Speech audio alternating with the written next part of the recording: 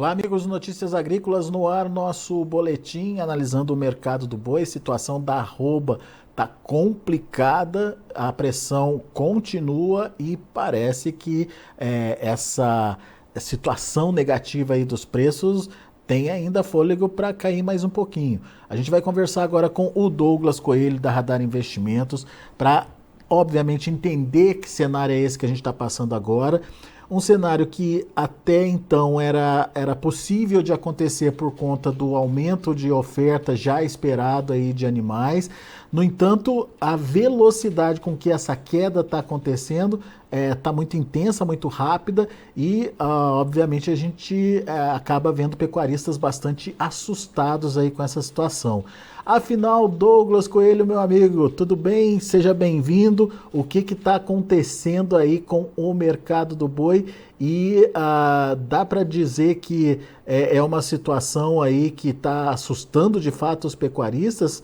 Como é que vocês estão aí analisando esse mercado na Radar Investimentos? Seja bem-vindo. Muito boa tarde, meu amigo Alexander. Muito boa tarde a todos os amigos do Notícias Agrícolas. É sempre um prazer falar com vocês. Exatamente, né? Ontem a gente teve uma variação mais drástica, mais brusca, né, do indicador Exalc, então isso chamou a atenção de todos os pecuaristas que acompanham não só o mercado físico, mas o mercado futuro também do boi gordo, né?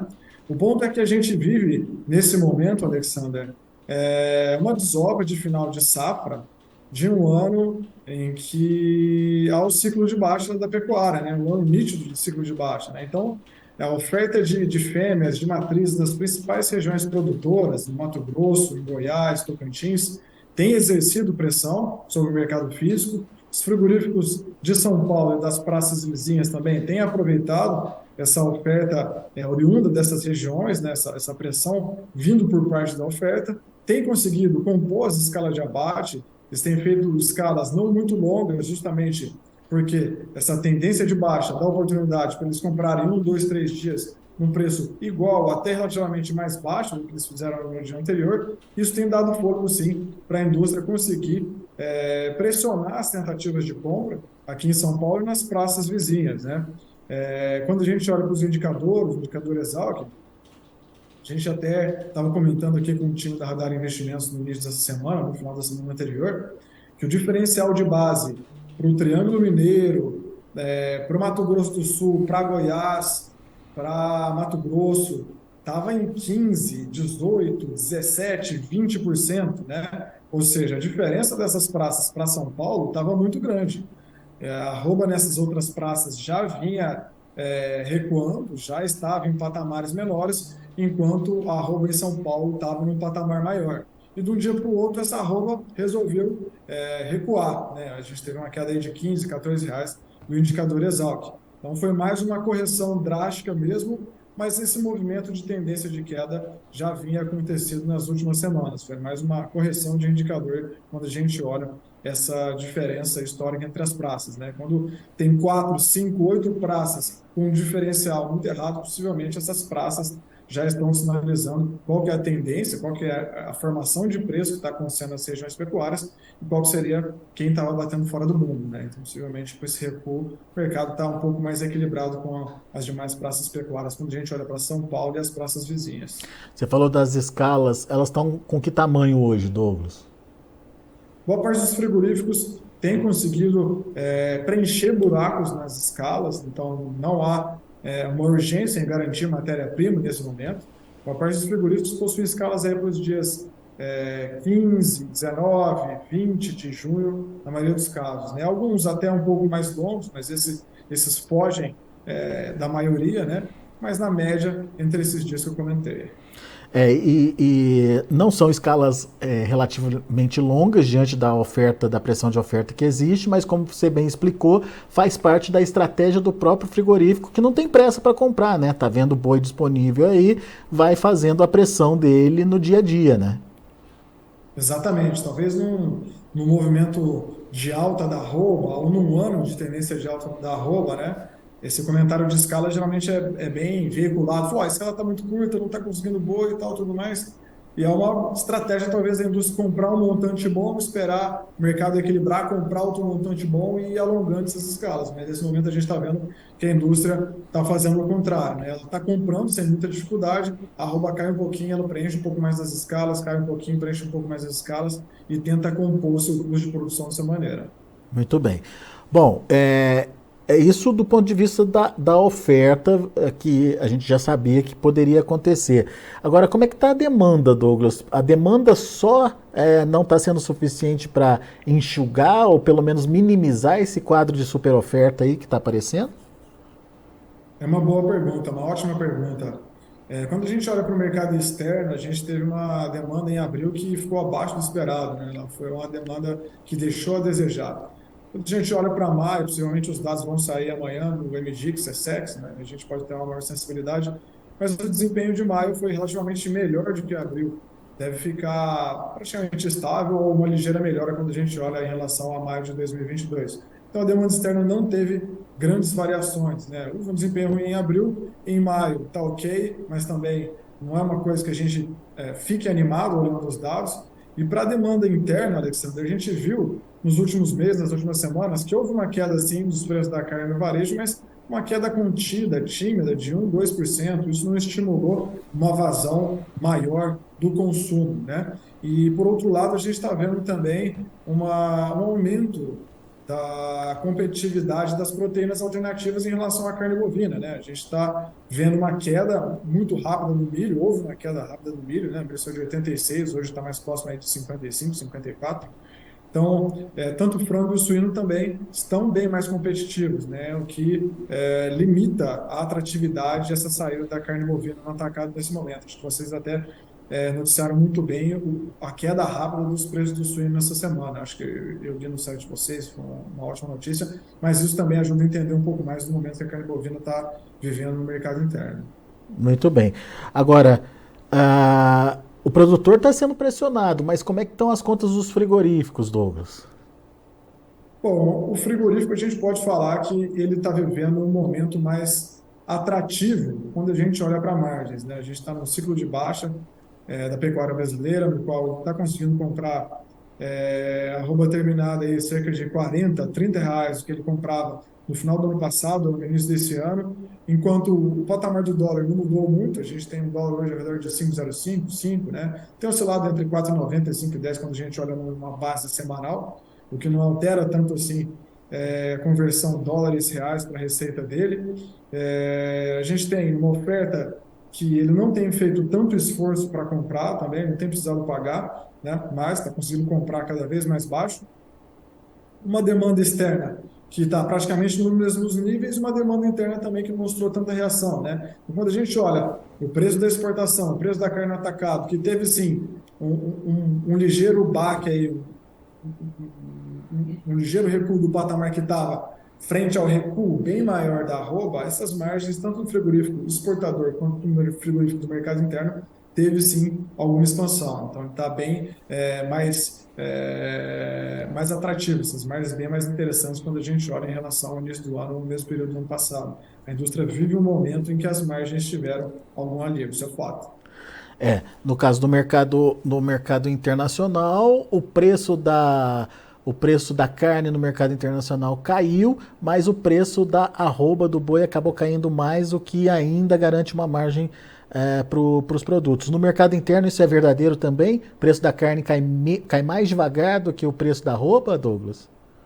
Sim, no mercado interno o preço da carne atacado caiu. A gente teve, no final de maio, aí, mais ou menos no dia 20, dia 22, a gente estava com uma referência mais próxima de 17,90.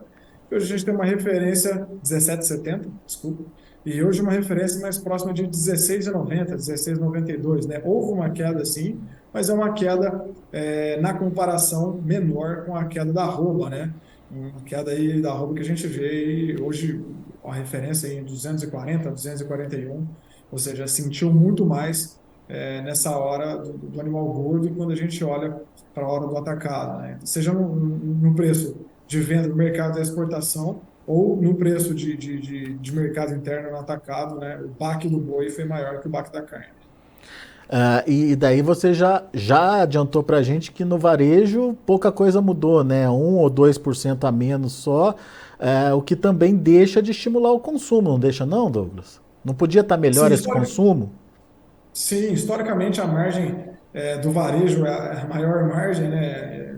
Infelizmente, essa oscilação de preços que a gente sente desde o produtor até no atacado não é repassada 100% lá, ou seja, enquanto o produtor e o atacado tem uma volatilidade maior, o varejo geralmente anda de escadinha e num tempo, né, numa velocidade bem menor. É possível que esse recuo de preço possa chegar no varejo, sim, mas com uma menor proporção, com uma proporção bem menor, e com um delay maior, com um atraso maior também, dependendo do consumo, né? A gente vê que isso também é um ponto que estimularia ou não o consumo. E até agora, mesmo com a arroba caindo R$ 40, a diferença de preço no varejo foi mínima.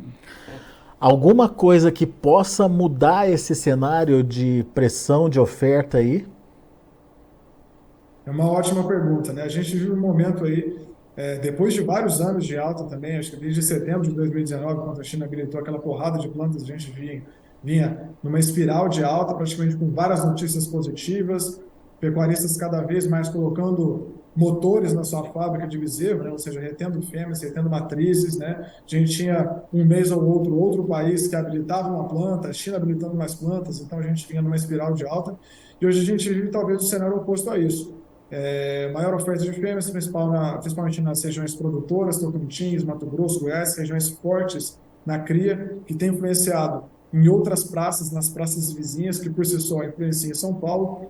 Uma situação de inflação que tem mostrado algum arrefecimento, não um arrefecimento grande a ponto de mudar o poder de compra do consumidor, ou seja, isso não tem gerado um consumo mais relevante no mercado interno, que, querendo ou não, seria um ótimo propulsor para a arroba, ou seja, o mercado continua pressionado, mesmo com a volta da China, né, a questão da exportação, continua elas por elas, a gente não tem muito onde se escorar nesse ponto.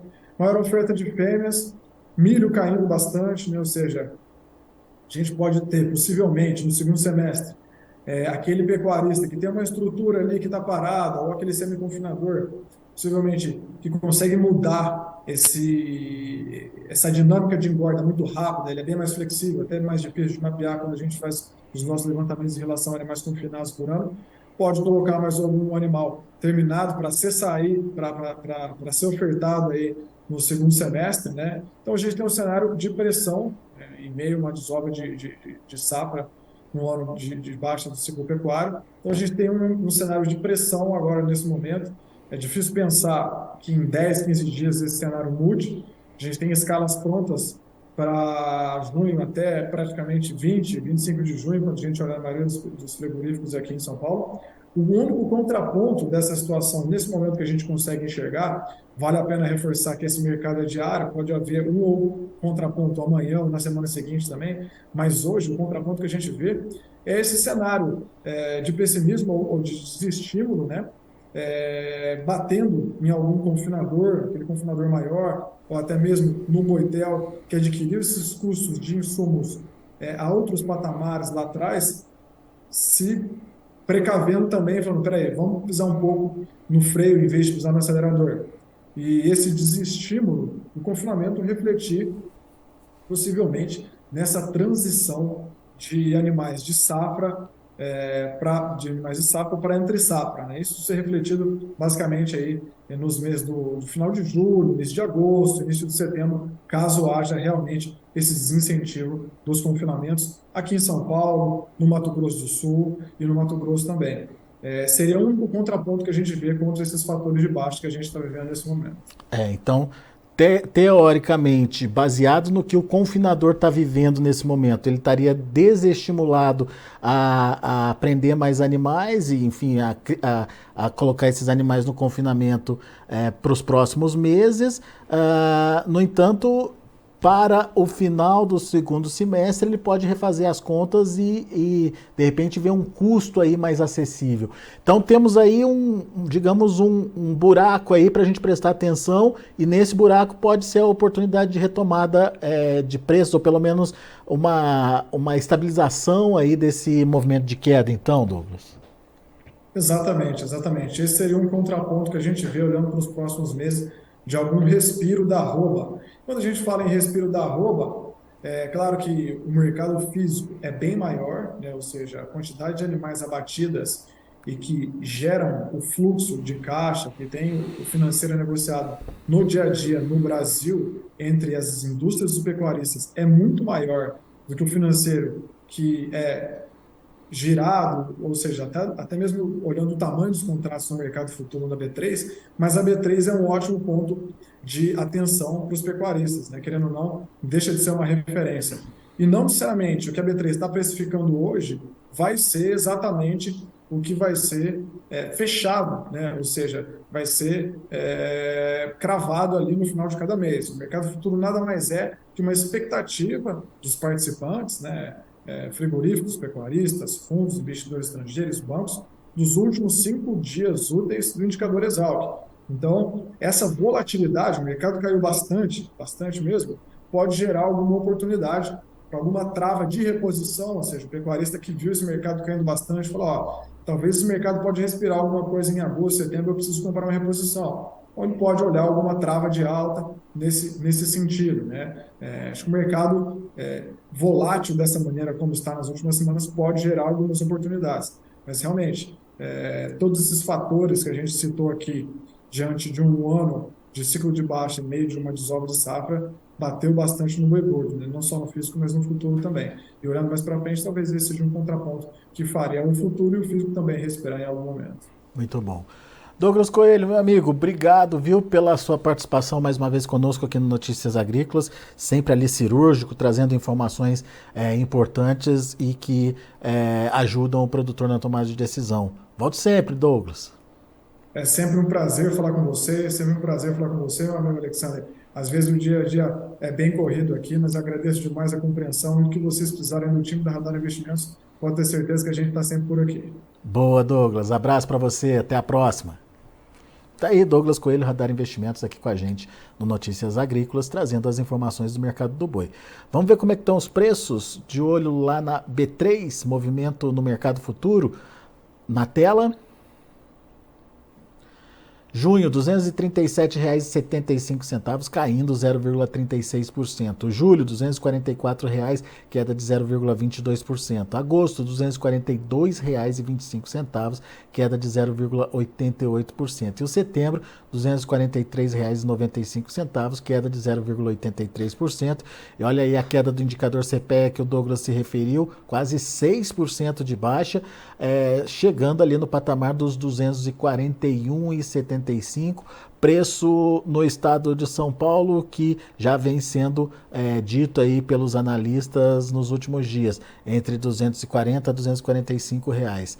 Indicador CPEA no dia 30 fechou a 241,75. São os números do mercado do boi, a gente vai ficando por aqui, agradeço a sua atenção e audiência.